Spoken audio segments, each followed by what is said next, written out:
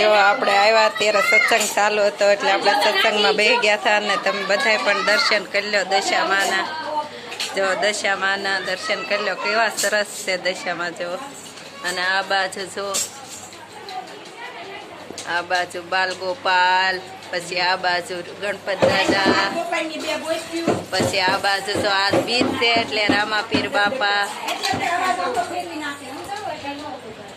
અને દશામાની મૂર્તિ જાણે હમણે બોલશે એવી મૂર્તિ છે. જો અને શણગાર્યું તો કેવું સરસ શણગારેલું ફરતું ભરત છે. જો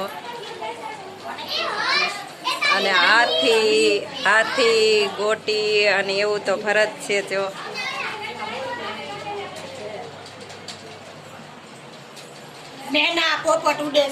હા, મેના પોપટ ને કાસબાવળિયાનું ભરત પેલાનું સિકલ ને જો ફરતું અહીંયા જો કાસબાવળિયાનું છે. પછી આ બાજુ હાથી પોપટ ને એવું બધું છે. અને આ બાજુ તો દશામાની મૂર્તિ જાણે હમણે બોલશે એવી મૂર્તિ છે. તો આપણે પણ દર્શન દશામાના કરી લીધા છે. બહુ આપણને સરસ લાગ્યો અને આપણે આવ્યા હતા સત્સંગ ચાલુ હતો એટલે આપણે સત્સંગમાં બેસી ગયા હતા. દશામાં જાણે હમણે બોલશે એવી મૂર્તિ છે. અને અહીંયા જો ગલાસડીનું જો કે કેવું સરસ બનાવ્યું છે.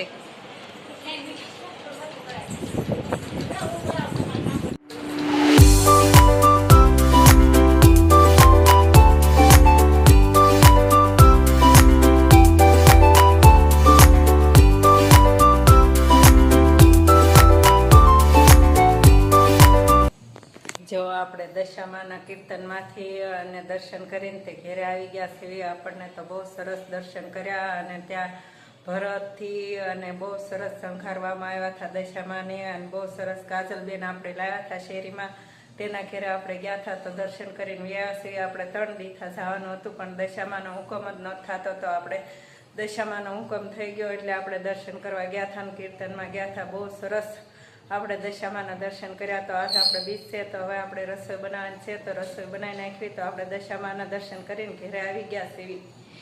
તો હવે જો આપણે રસોઈ બનાવવાની છે તો રસોઈ બનાવી રસોઈમાં જો આપણે ખીર બનાવવાની છે એટલે દૂધ લઈ આવ્યા છે અને ઢોસા બનાવવાના છે. જો તૈયાર ખીરું લઈ આવ્યા છે અને અહીંયા જો બધો મસાલો અને બટેટા ને એવું બધું આપણે લઈ આવ્યા છે. તો જો આપણે ઢોસા બનાવવાના છે અને રામાપીરની ખીર બનાવવાની છે. તો આપણે રામાપીરની ખીર અને ઢોસા બનાવી નાખવી. તો હવે જો બધી વસ્તુ આપણે લઈ લીધી છે અને હવે બનાવી નાખવી. તો રામાપીરને આપણે જારી દીધું છે.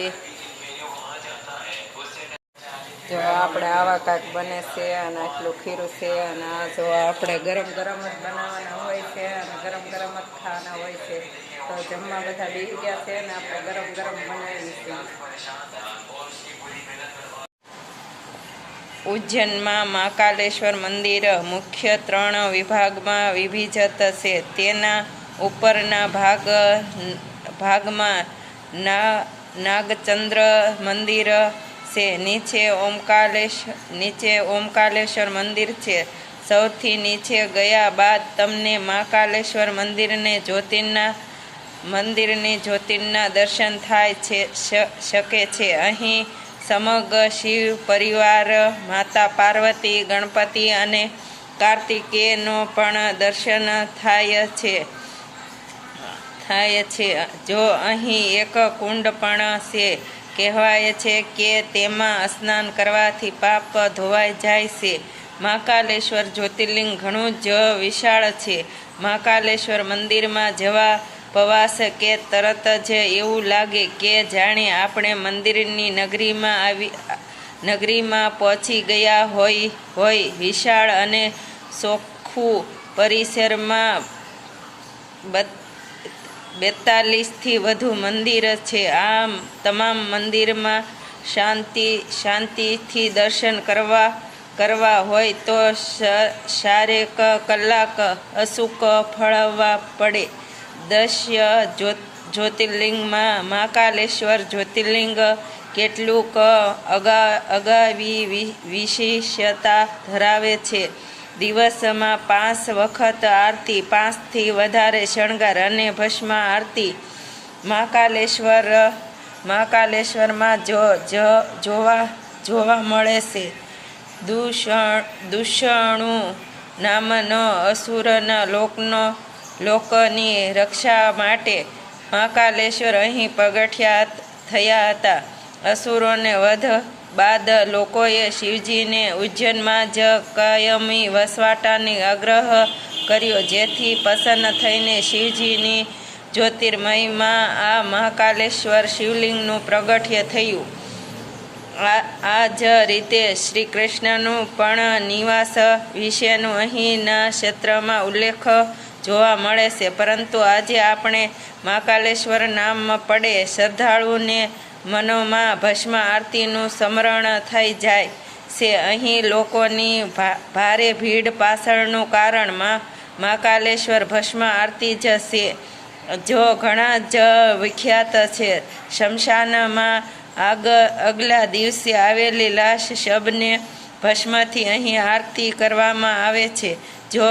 જો કે છેલ્લા કેટલાક વર્ષથી ભસ્મ આરતી માટેના ભસ્મ ગાયના છાણમાંથી તૈયાર કરવામાં આવે છે. દરેક માણસે એક દિવસ શમશાનની ભસ્મ થવાનું જ છે. ગરીબ હોય કે તોવગારી હોય, સૌની રાખ સરખી જ હોય છે.